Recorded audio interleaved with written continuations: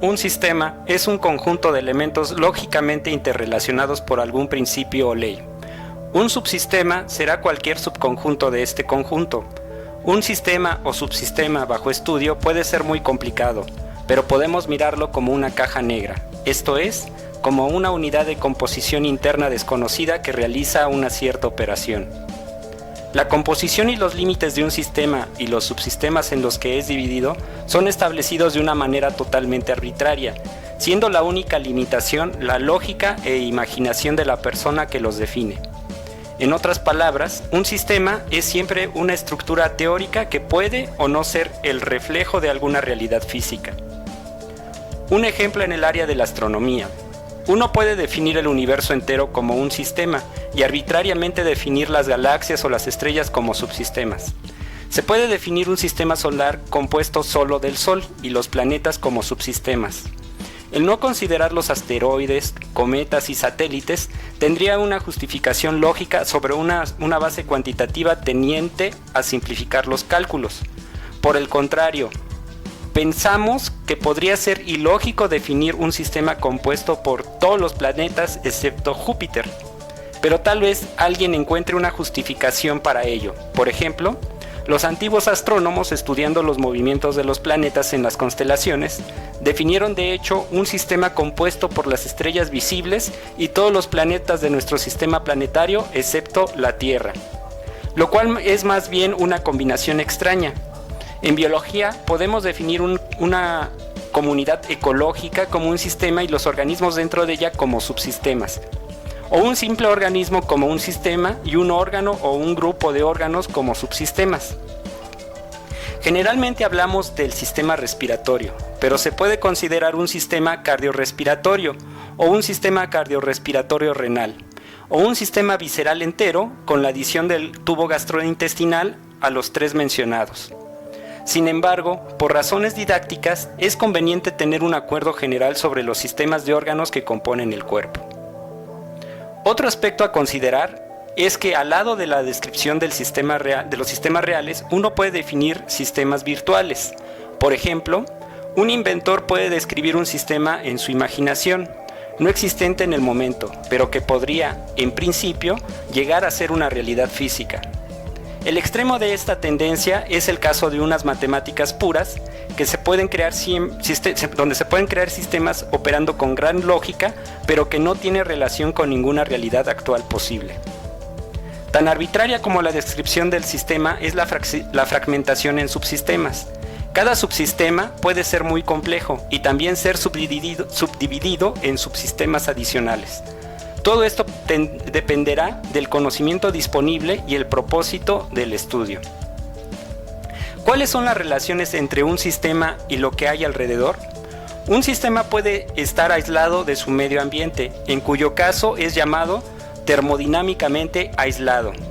O puede intercambiar energía, masa o información con su medio ambiente, siendo entonces termodinámicamente abierto. Masa e información pueden ser consideradas como formas de energía. Un sistema completamente aislado es una abstracción, excepto tal vez para el universo en su totalidad, porque, por definición, incluye todas las cosas existentes y, por tanto, no hay medio ambiente. Cosa distinta es si nosotros consideramos nuestro universo, esto es, la parte sujeta a nuestra observación, en cuyo caso lo podemos clasificar como cerrado o abierto. En la práctica es útil considerar como termodinámicamente aislado a muchos sistemas, por ejemplo, como cualquier sistema mecánico, osmótico o enzimático sin ninguna entrada o salida obvia del tipo de energía o materia que se está estudiando. Aquí aparece otra vez la noción de definiciones convencionales y límites definidos arbitrariamente. Un sistema abierto es un juego de elementos donde es posible identificar una entrada y una salida, relacionada una a la otra por una ley. El estudio de este tipo de sistemas tiene tres situaciones diferentes, resultantes de la combinación de los tres factores: entrada, salida y ley. Cuando la entrada y la ley son conocidas, es posible predecir la salida. Finalmente, cuando el factor desconocido es la ley del sistema, es posible inferir la ley por la medida de las diferentes salidas resultantes de diferentes entradas. Los organismos que representan la etapa más reciente del proceso evolutivo, entre ellos el hombre, constituyen sistemas de extrema complejidad. Por eso todo intento de definición se vuelve forzosamente parcial.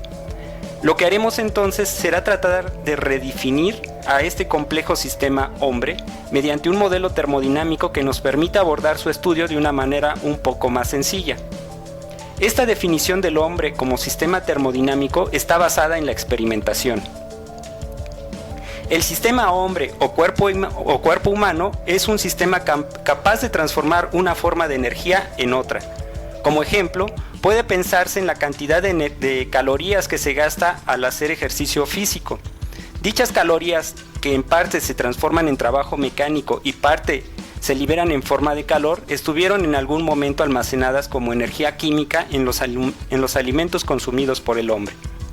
La masa corporal de un hombre adulto sano está constituida fundamentalmente por agua, sustancia que representa aproximadamente 60% del peso corporal total. El hombre está constituido por alrededor de 100 billones de células con mayor o menor grado de diferenciación según la estructura de la que forman parte. Sin embargo, todas ellas comparten algunas características, como el hecho de estar separadas del medio que los rodea por una membrana denominada membrana plasmática. Esto define dos grandes compartimentos corporales, el intracelular y el extracelular. El sistema cuerpo humano recibe del exterior o medio ambiente y maneja en su interior un flujo continuo de información codificada en diversos tipos de señales, ya sean químicas, eléctricas o mecánicas, que permiten que las 10 a las 14 células funcionen como una red integrada y coherente. El cuerpo humano intercambia con el exterior materia y energía. Sin embargo, los parámetros que los caracterizan como sistemas, que son temperatura, pH del medio extracelular, composición iónica de los distintos compartimentos, entre otros, se mantienen relativamente constantes en el tiempo. Concretando, tenemos que un sistema abierto es el que puede intercambiar materia y energía con el entorno. Ejemplo de este tipo de sistemas son los organismos vivos. Sistema cerrado es el que permite la transferencia de energía, por ejemplo calor, pero no de materia. Un ejemplo es una olla con agua hirviendo, cerrada con una tapa hermética. Un sistema aislado es el que no permite la transferencia de materia ni de energía. Por ejemplo, el termo es el termo ideal, es decir, que no permite que el líquido que está dentro se enfríe. Recordemos la primera ley de la termodinámica, que podemos enunciar en forma simple, de forma que el trabajo se puede transformar en calor y el calor en trabajo. Por extensión, todas las formas de energía se pueden convertir entre sí, o como un corolario, que la energía total del universo permanece constante. El sistema cuerpo humano podría pensarse como un conjunto de compartimentos acuosos entre los que existe un flujo de materia y energía que también existe con el exterior. Por lo tanto, el sistema hombre se puede modelar como un sistema abierto. El recipiente está lleno de agua a una cierta temperatura, supongamos que 37 grados centígrados. Si el entorno está a una temperatura menor, el sistema perderá calor, se irá enfriando. Además, parte del agua se convierte en vapor. Como el sistema es abierto, el vapor saldrá hacia el exterior. Si esperamos suficiente tiempo, llegará un momento en el cual ya no hay agua en el recipiente. El sistema ha evolucionado hacia un estado de equilibrio con su entorno. El estado de equilibrio de un sistema puede definirse como un estado donde no existen cambios netos, sean físicos o químicos, dentro del sistema o entre el sistema y el medio. Además, todos los procesos descritos ocurrirán espontáneamente hasta llegar al equilibrio, manteniéndose el estado de equilibrio sin gasto de energía por parte del sistema. ¿Cómo podríamos evitar que el recipiente quedara vacío al cabo de un cierto tiempo? Una forma sería ponerle una tapa.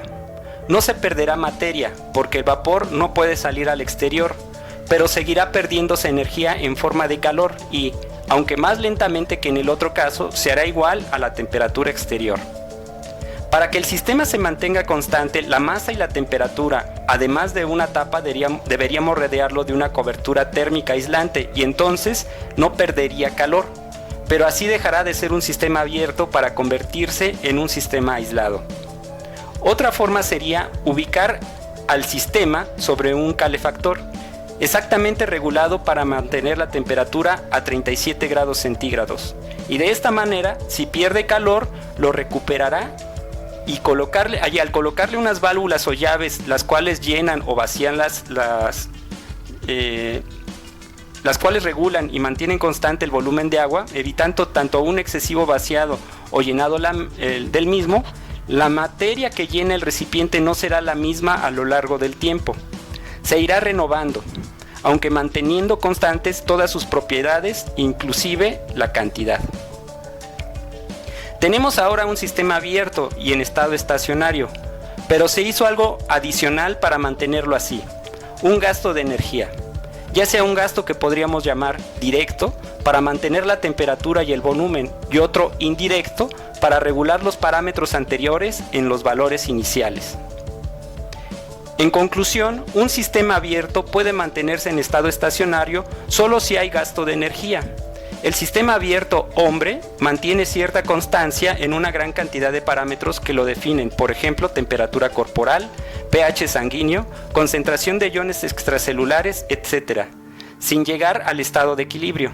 Se puede decir que el sistema hombre se encuentra en un estado estacionario. Un sistema en estado estacionario mantiene constantes sus propiedades pese a la existencia de intercambios de materia y o energía con el medio. El mantenimiento de la constancia en las propiedades implica ahora un gasto de energía, y el sistema abierto hombre estará en un estado estacionario mientras pueda hacer gasto de energía. Es decir, mientras tenga la posibilidad de realizar trabajo, ya que un gasto de energía implica la realización de un trabajo. Un organismo, al morir, tiende al estado de equilibrio con el medio en que lo rodea. Este sistema ha perdido la capacidad de realizar trabajo. Los mecanismos que permitían transformar una forma de energía en otra han dejado de funcionar, y por lo tanto las propiedades que definían al estado estacionario dejarán de mantenerse constantes para evolucionar hacia un estado de equilibrio. El organismo utiliza energía para distintas funciones, y esta se obtiene de la degradación de estructuras químicas. La mayor fuente de energía que está entonces representada por los alimentos. La primera ley de la termodinámica nos dice que la energía se transforma. Sin embargo, nada nos dice sobre el sentido que un determinado proceso tendrá lugar en realidad. Si dejamos caer una piedra desde una cierta altura, la piedra caerá hasta chocar con el suelo y se quedará ahí. La energía que la piedra tenía a esa altura se ha transformado de forma tal de permitirle caer, y al chocar con el suelo, parte de esa energía se ha transferido al suelo en forma de calor, ya que el suelo se calienta en el lugar del choque. Si ahora hacemos lo mismo, pero previamente atamos a la piedra una cuerda, que por el otro extremo está unida a objeto liviano, la caída de la piedra nos servirá para levantar el objeto. La energía de la piedra se habrá transformado en trabajo mecánico. Sin embargo, aún así, al chocar la piedra contra el suelo, este se calentará en el lugar del choque. Es decir, que parte de la energía inicial de la piedra se transforma en energía útil, que es el trabajo mecánico, y parte de la energía que no se aprovecha, es decir, el calor, se convierte en calor, y este se pierde en el medio que rodea al sistema. Si tenemos dos fuentes a diferentes temperaturas y de algún modo las ponemos en contacto, observaremos que el calor pasa desde la fuente de mayor temperatura a la de menor, es decir, se verifica una transferencia de energía. Durante ese pasaje se puede extraer trabajo de la transferencia. Sin embargo, la experiencia nos muestra que solo una parte del calor transferido puede ser transformado en trabajo. La otra parte se disipa en el medio. En ambos ejemplos, formas de energía iniciales diferentes se transforman a su vez en otras, que es lo que nos dice la primera ley de la termodinámica. Pero hay una constancia adicional en el primer ejemplo, es decir, En el ejemplo de dejar caer la piedra, nadie esperará que ésta, una vez en el suelo, vuelva a levantarse espontáneamente hacia el lugar que cayó. La caída de la piedra es un proceso espontáneo en una dirección. Es irreversible y lleva al sistema a una situación de equilibrio. En el segundo caso, de las dos fuentes, no se puede esperar que el calor fluya desde la fuente de menor temperatura a la de mayor, porque esto no ocurrirá nunca, ya que el proceso espontáneo es el inverso, al que describimos antes. Para predecir en qué sentido ocurrirá un proceso dado, es necesario enunciar la segunda ley de la termodinámica. Una de las formas de enunciar dicha ley nos dice que si bien todo trabajo se puede transformar en calor, no todo calor se puede transformar en trabajo. Otra forma de enunciarlo dice que el calor que se produce al ocurrir un determinado proceso no puede transformarse nuevamente en otra forma de energía, ya que se disipa en el medio y no vuelve espontáneamente al sistema. ¿Contradice a la primera ley? No, ya que este calor cedido por el sistema será absorbido por el entorno y por tanto la energía total del universo permanece constante. Para analizar los procesos que ocurren en el organismo humano y debido a que todas las transformaciones ocurren a presión y temperatura constantes, la función de estado que se utiliza como criterio de espontaneidad, es decir, que nos indica en qué sentido es posible que ocurra una reacción, se llama energía libre. Todos los procesos ocurren con un cambio de energía libre delta G. El criterio de delta G es aplicable tanto a procesos físicos como son expansiones o compresiones de gases, difusiones de iones, caída de cuerpos, etc., como a procesos químicos, esto es a reacciones. De hecho, el potencial químico μ no es más que la energía libre asociada a un mol de sustancia para sistemas de más de un componente. Cuando el sistema está en equilibrio, delta G es igual con 0. Los procesos espontáneos están asociados a una disminución de la energía libre. Si delta G es menor que 0, entonces el proceso ocurre en forma espontánea. En nuestro ejemplo de la piedra, la caída tiene un delta G menor que 0. La acción de subir la piedra tendrá un delta G mayor que 0, ya que no ocurre de manera espontánea. La piedra en el suelo tendrá un delta G igual a 0, esto es, estará en equilibrio. Para una reacción química, delta G es igual a la diferencia entre la G de los productos y la G de los reactivos. Si delta G es menor que 0, entonces el proceso es exergónico, es decir, libera energía. Si delta G es mayor que 0, entonces el proceso es endergónico o ocurre un consumo de energía y solo tendrá lugar si se le suministra energía desde otra fuente. Todos los organismos vivos, sean poco o muy avanzados en la escala evolutiva, son sistemas dedicados a transformar materia y energía. Mediante esta transformación, los organismos, por un lado, construyen y mantienen su propia estructura y por otro, realizan una serie de funciones que les son propias. Se mueven, sintetizan y secretan sustancias, se reproducen. La lógica de las estructuras y funciones de los organismos vivos en general y del hombre en particular puede ser interpretada como bases puramente físicas y químicas. Hay organismos que pueden vivir exclusivamente de la energía y materiales que proporciona el medio ambiente inanimado. Son organismos autótrofos.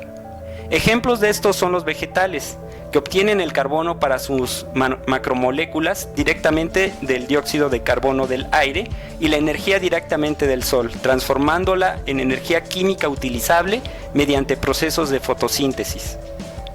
Otro grupo de organismos, los heterótrofos, a los cuales pertenece el hombre, requieren para vivir moléculas que hayan sido producidas por otros organismos vivos. Lo que hacemos los organismos heterótrofos es transformar la energía química contenida en los alimentos, mediante una serie de reacciones que implican la oxidación gradual de sus componentes, en formas de la energía que son inmediatamente utilizables, ya sea trabajo mecánico, trabajo eléctrico y otros o nuevamente en energía que se puede almacenar. En general, los componentes de los alimentos como son hidratos de carbono, grasas, proteínas en su mayor parte sirven para dos fines. Una de ellas es dar las bases para sustentar la biosíntesis de macromoléculas y proporcionar energía por oxidación.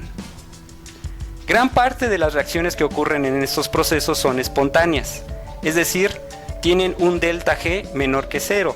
Sin embargo, hay muchas reacciones necesarias para el metabolismo que no ocurren espontáneamente. Tienen un delta G mayor que cero, pero ocurren de todas formas.